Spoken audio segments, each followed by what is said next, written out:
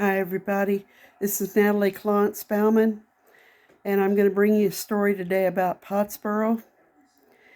And it's not the best story in the world, but it's one that a lot of people might remember.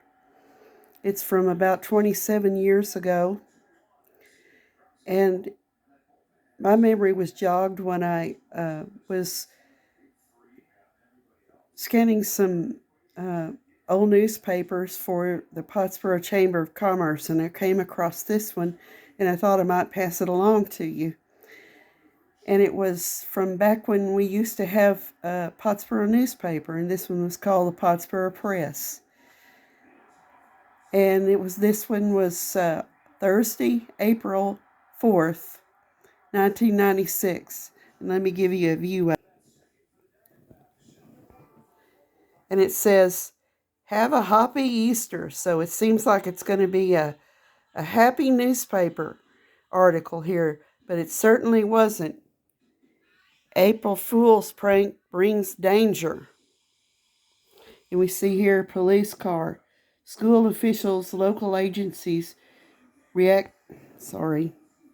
Of course, my computer decides to go out at this time. School officials and local agencies react quickly to the fuse bomb threat situation. Yes, in Pottsboro, we had a bomb threat. And it's something I remembered very well. Let me read you the newspaper article by Melissa Hill. The frightening realities of the outside world edged a little bit closer to home on Monday as Pottsboro schools received a not-so-friendly April Fool's Day prank. Monday morning about 11:20, Pottsboro High School received a call from a man informing assistant principal district-wide, Joy Cogburn, that there was a bomb somewhere in the building. When asked which building, the caller replied, "That's for you to find out. We assumed it was an April Fool's joke, but you don't play with 1,200 people's lives," said Cogburn. Crisis management efforts went into effect immediately as all buildings in the Pottsboro campus were cleared in about 15 minutes. Head Start through second grade were housed in Lakeway United Methodist Church. Third and fourth graders were sent to the First Baptist Church, and fifth grade and up went to the football field.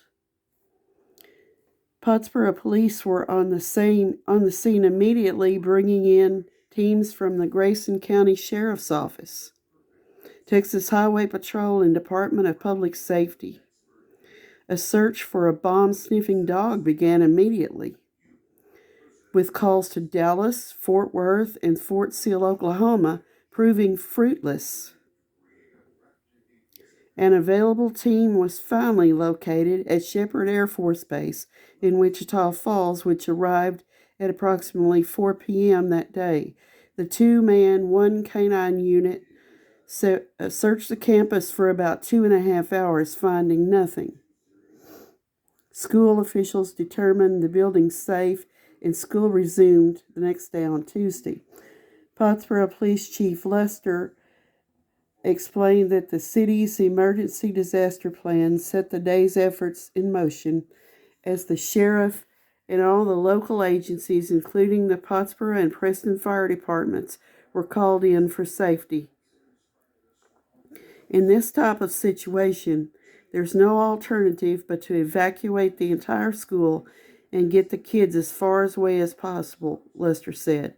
In addition to evacuating the buildings, Highway 120 from FM 1417 west was blocked to incoming traffic, diverting several confused motorists to FM 996. Preston Volunteer Emergency Services Assistant Fire Chief Bob Connery explained that in situations like these, after the buildings have been completely evacuated, teams block streets adjoining the threatened buildings and wait for the bomb squad to do their job. If the building explodes, we send in 2 men with the proper gear to check for those in the blast and contain the blaze, Connery said, After the fire's out, we began extrication efforts. Excuse me. Luckily, neither fire departments had to fight that situation. In a too close for comfort coincidence, though, both teams went out on a grass fire at the same time, call that spanned the length of the railroad tracks, which are very nearby the school, from Highway 120 to right behind the school. According to Connery, a passing train was dragging a wheel, which set separate grass fires in a row.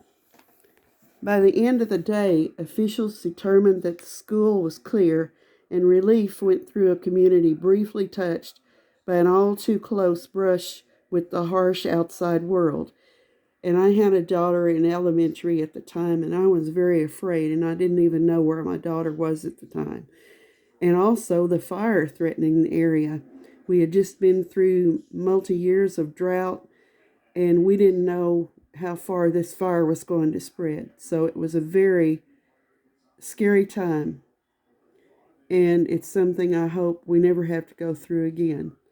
But I wanted to read this to you, and I'm sure it will bring back memories to a lot of people in the area. But we are very thankful to the first responders and all the teachers and all the people who ensured our children's safety that day, and hope that such thing never happens again. And I hope to be doing more videos, and stay tuned to my YouTube channel and to my Facebook pages. And thank you for listening.